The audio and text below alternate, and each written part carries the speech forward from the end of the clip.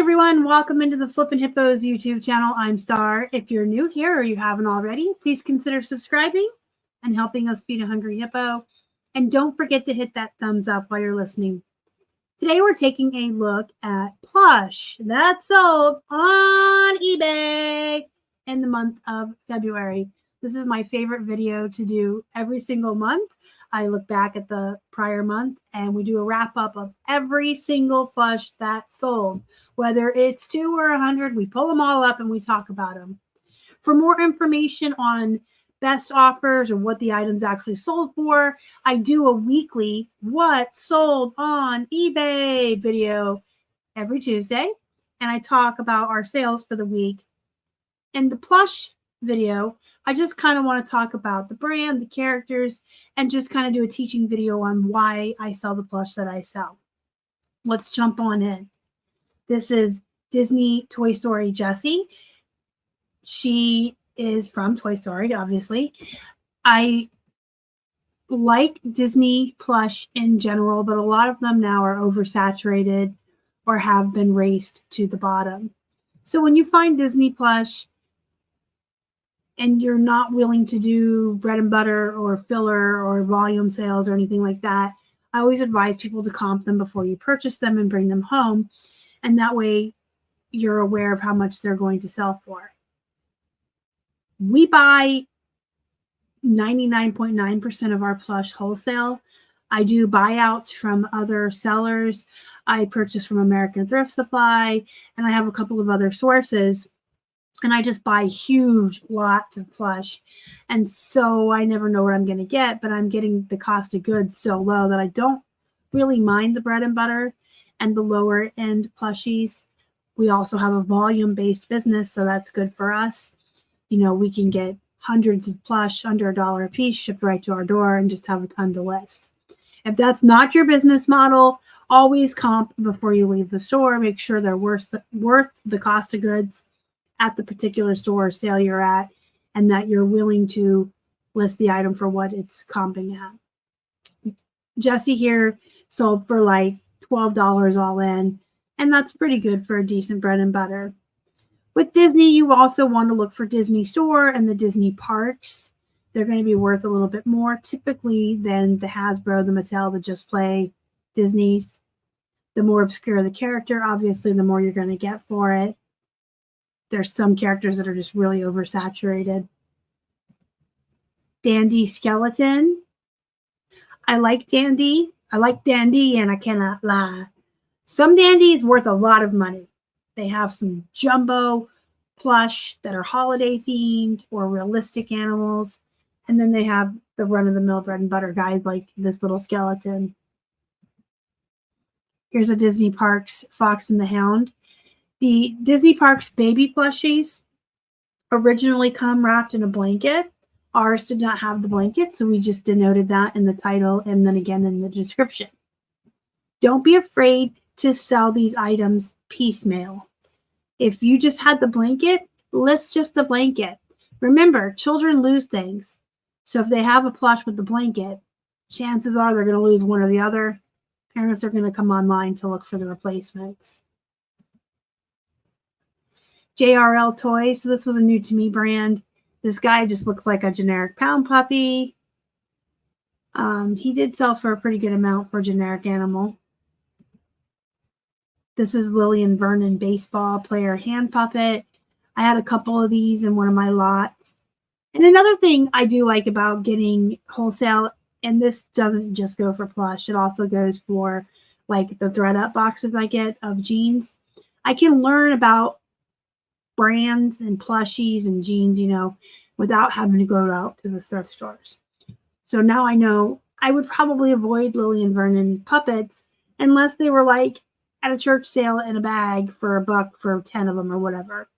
So you can learn a lot by buying wholesale and you're not spending a lot of money to do it. Plus, I don't like to leave the house. Y'all know that.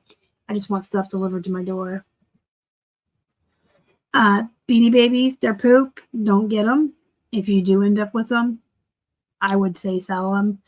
I try to sell everything I can when I buy a lot, just because I want to pinch every penny I can. You guys have heard me say this on the channel a lot. When you buy a big box of Plush, the first couple of really great ones are going to pay for it, and everything else is icing on the cake, as they like to say.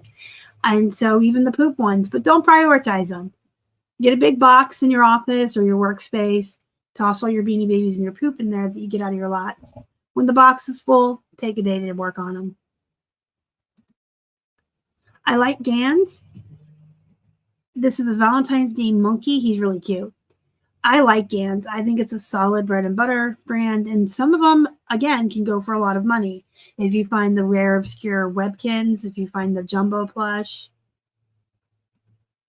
This is an American Girl mouse puppet thing. I would have thought that this would have comped for a lot more, but I think American Girl has kind of lost its popularity, and people race to the bottom on everything. So sometimes you're going to be surprised when you think you have something that's worth something and it's not. Peeps. The Peeps plushies are fantastic bread and butter items.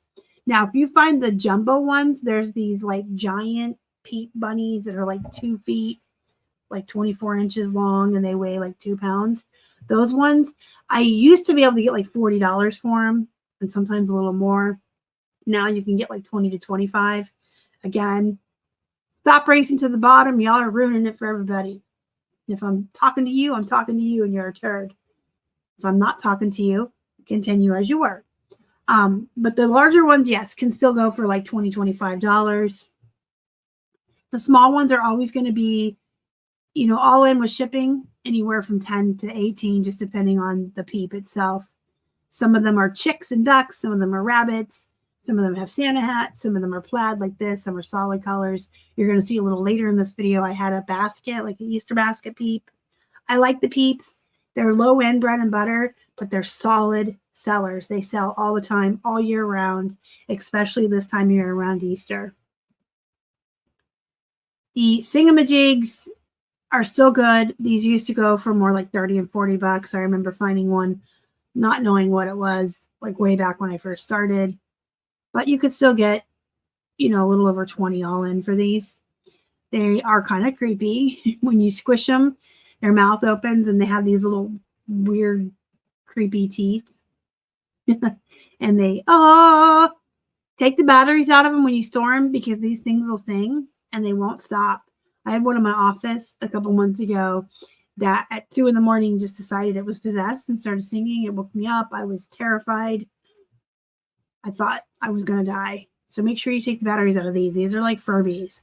They will just randomly get possessed and talk to you in the middle of the night. This is Pope. It's a little tiny 3-inch blue. I listed it though because it came in a lot. But if you find the larger Blue's Clues plushies, especially the characters other than blue, like the green puppy and magenta, the more obscure guys, they can sell for a little bit more. Most of the Disney Junior and Nick Jr. shows that are popular, the plush are good to get. But just like with anything like Paw Patrol and Disney, the more common the character, the more saturated it is, the less you're going to get for it. This is a Cutito, Taste Budito, and it originally comes with a cow, so it's supposed to be a cookies and milk set. And this goes back to what I said earlier with that fox and the hound. I don't have all of it. I don't have the cow. I just have the dog, but that's fine because either somebody just wanted the dog or they were looking for the dog because somebody lost the dog part of their set.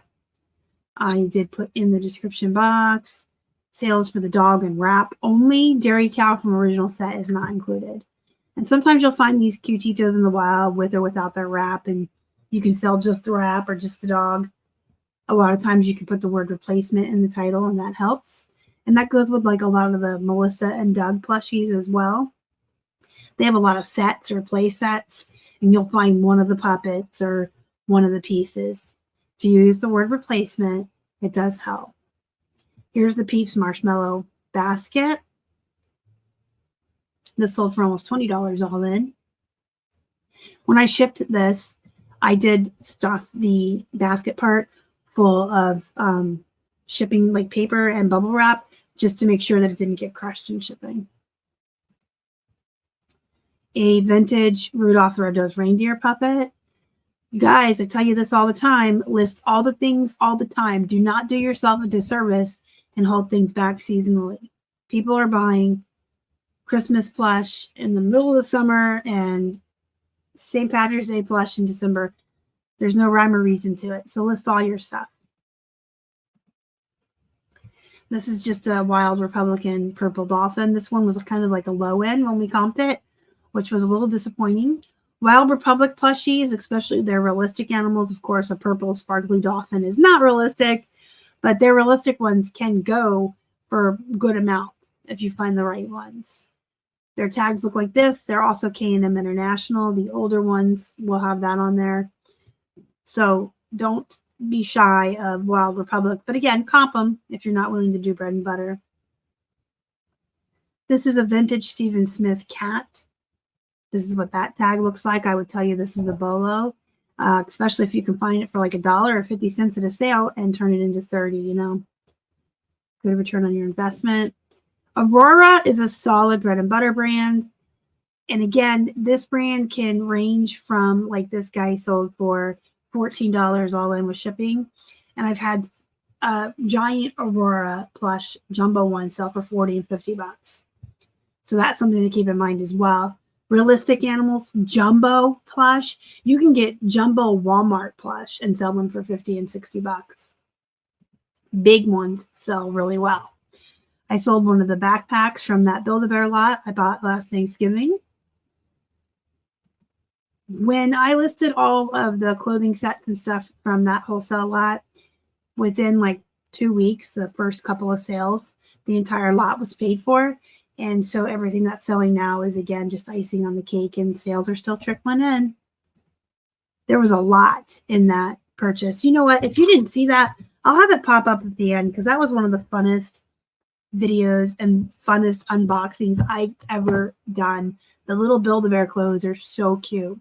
So I'll have that pop up at the end. If you haven't seen it yet, give it a watch. It's fun. This is an Antics Kiwi bird.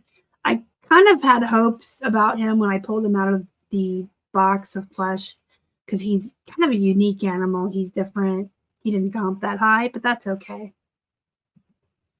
Speaking of Melissa and Doug, so here's a baby Donald Duck puppet. There's, I'm sure, other characters. You could lot these up if you had a bunch. You just have to kind of make that a personal decision. I like to sell them individually because, again, people are looking for replacements.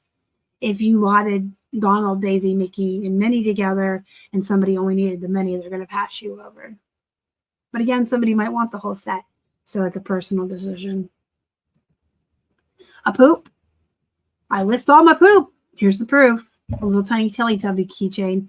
Now, if you find actual, like, full-size Teletubby plush, they can be worth good money. This is just like a little McDonald's Happy Meal toy. Another poop. This is Snoopy. A lot of the Peanuts characters are very disappointing, especially like the Kohl's Cares ones and these little Valentine's Day ones. I think these are like Whitman's. They used to have chocolate. I would never source these on purpose, but if they come to me in a wholesale lot, of course, I will list them. Here's a Peppa Pig Mr. Dinosaur. A Peppa Pig the Dad. We sold some Peppa Pig characters this month. These are low-end bread and butter. So again, if you have a volume-based business, if you like filler items, Peppa Pig characters all the way. If not, you know, comp them. Some of the other characters, and if they're bigger plush, can go for more. Here's a Carter's Child of Mine. I really like this brand for baby plush, especially Loveys, which sell for a lot more. But this is a good brand. The baby plushies will usually have a recognizable brand like Carter's. We all know that's a baby brand. Or they'll be like Baby Gap. But they'll have something on the tag. You know it's for an infant. But also they have these cloth eyes. You see that? Most plushies have hard eyes. The ones meant for babies will have these soft eyes so that there's no choking hazard or anything for infants. If you have room in your title, you can put Lovey. This is not technically a Lovey, which is the little security blanket with the plush in the middle. But you can still use that as a keyword. You can put baby, infant, This one had a rattle inside.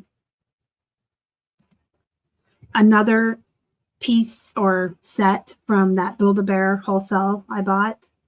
This is a Hello Kitty shirt and pair of panties for a bear, and it sold for $25 all in with shipping. So don't be afraid to list your Build-A-Bear clothing high, especially Hello Kitty. It's very popular. Here's another poop from a lot, $10. I mean, worth listing. He's really cute. He hung out on my desk with me until he sold because I thought he was so cute. FAO shorts. Okay, so here's the thing about FAO shorts. Everybody knows that brand. Everybody thinks it's a bolo. It can be. I've sold jumbo plush, again, jumbo ones, FAO shorts for like $60. And then I've sold some of these. This is like $20 all in. It depends on, again, your business model and what you're willing to sell. But it is a good brand. It's well known. So even if it's a bread and butter price, it's a well-known brand. It has a following and loyal customers, so it's worth picking up, I think.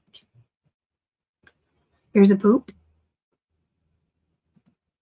And Dakin Vintage Realistic Dough.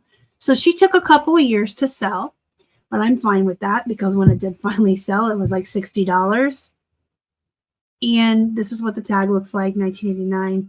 I had offers on this for $15, $20, $25, but I knew what I had. I knew what it was worth. And I have the room to sit on stuff like this and wait for what I want. And she actually was also missing eyelashes, by the way. So the one eye, you see how pretty her eyelashes are. She's so pretty. And the other eye was missing. Had she not had that defect, I probably could have even gotten more for her. So look those vintage plush up when you find them, especially if they're big and realistic, which she was. Another Peppa Pig. This is the mom. So we sold the dinosaur, the dad, the mom. A Build-A-Bear plain plush, $9 plus 7 shipping is $16. I like to get these $16 to $18 for these plain ones. A lot of people mistakenly think they can list Build-A-Bears really low. You shouldn't. I'm not saying you can't, but you shouldn't. Build-A-Bears are a luxury brand of plush. You have to go to a mall or order them online to get them. You can also always take them into the bear hospital and get them repaired. They're like the Craftsman tools of the plush world. They're a good brand. And these plain ones like this, people list for like 10 free ship, and you're out of your mind. You can still get 18 all in. Like I used to do 18 free ship on these, but now we're doing shipping. So I like to start them around $9 to $10 plus the shipping. And you can get that for them. And the clothing does really well too. Just keep in mind that Build-A-Bear is not poop, even when they're plain. And the folks that are listing them too low are either not educated on Build-A-Bear, which is fine. Not everybody knows everything. So it's up to us to help educate them. And we can do that by posting on social media, making YouTube videos, or just listing them at their proper market value so that when new people start selling and they go to comp their Build-A-Bears, they'll see folks like us who are educated and pricing them correctly. They'll comp off of us, hopefully. And just don't be a part of the problem. Don't participate in that race to the bottom. I say this in almost every single video I put out, but it's super important to keep that in mind. If you need money quickly, if you need a fast sale, if you have stale inventory, if for whatever reason you need to get rid of stuff quicker than the next guy, don't trash the market. Don't race to the bottom. Price it where it should be and run a 50% off sale. So if my silver jeans are still sitting at like 40 and yours are 20 on sale, they'll buy yours. Trust me.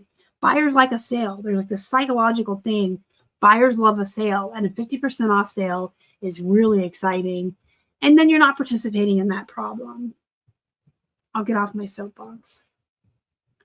Build-A-Bear, How to Train Your Dragon. So this guy, back in the day, I probably would have put up for like 30 free ship, but you can see I have 13 shipping on there. A lot of times with the new shipping on eBay and the ground shipping or the priority shipping to certain zones, I didn't mean to say ground, priority shipping to certain zones, You can put these larger plush in one of those 12 by 12 by 9 priority boxes. You can order them free at the USPS website. I've used these boxes for years for all of my large plush and my bundles on Poshmark. They're free. You just go to the website and order them. But a lot of these large plushies, you can stick in that box. It weighs 1 to 3 pounds. If it's in the right zone, it costs like $6 to ship nowadays. So you can put your shipping plus your price however you want. So if this is a $30 plush, you can do 30 free ship.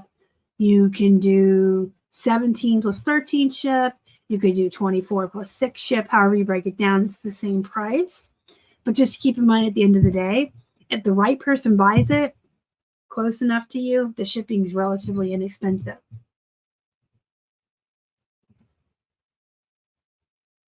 A vintage gunned duck. So this is another one that was a vintage.